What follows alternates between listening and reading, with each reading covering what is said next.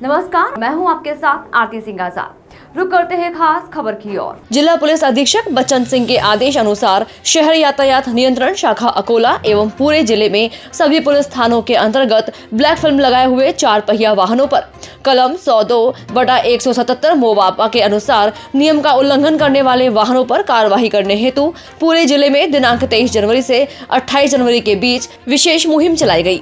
इस मुहिम में शहर यातायात नियंत्रण शाखा अकोला एवं जिले के सभी पुलिस स्टेशनों अंतर्गत यातायात का कार्य देखने वाले कर्मचारियों द्वारा ब्लैक फिल्म लगाए हुए 4 पहिया वाहनों पर मोवाका के अनुसार कानूनी कार्यवाही में कुल 506 वाहनों पर की गई, जिसमें 1,34,000 जुर्माना लगाया गया, जिसमें से 1,05,500 का जुर्माना वसूला गया।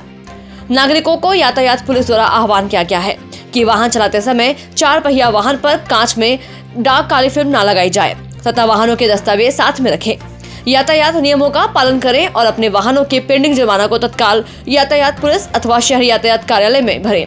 ऐसी अपील जिला पुलिस अधीक्षक बच्चन सिंह ने अकोला वासियों से की है। सर, सध्या 4 चाकी वाहनांवर कारवाई करण्यात येत आहे। कशा प्रकारची कारवाई आहे आणि काय आव्हान दिलेलं आहे नागरिकांना? अगदी बरोबर आहे।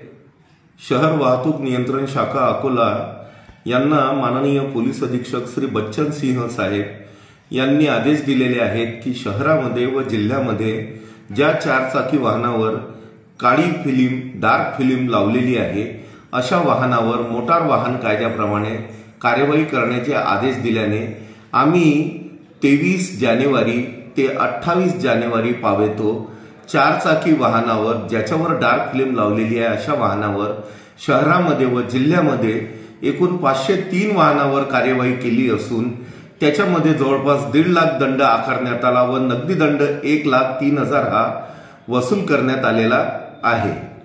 सर, सध्या नागरिकांना 4 चाकी वाहन चालवणाऱ्या नागरिकांना काय आव्हान करत आहे वाहतूक नियंत्रण शाखा? माझं सर्व नागरिकांना आवाहन हेच राहील की 4 चाकी वाहन चालविताना डार्क फिल्मचा उपयोग करू नका। जो नियमाप्रमाणे दिलेला आहे त्या नियमाप्रमाणेच त्या फिल्मचा वापर करा। बस माझा एवढंच सांगणं राहील। धन्यवाद।